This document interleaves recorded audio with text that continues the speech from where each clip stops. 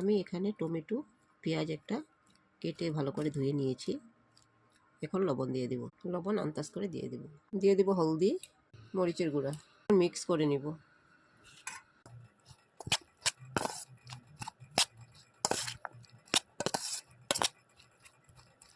ডিম 3টা ভেঙে নিয়েছি, এখন গুলে নেব।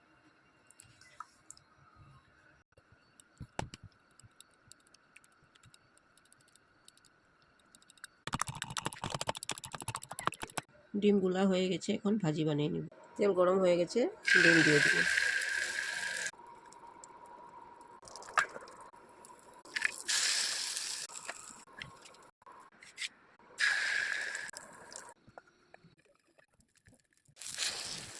ডিমের ভাজিটা আমার হয়ে গেছে, নামিয়ে নিব।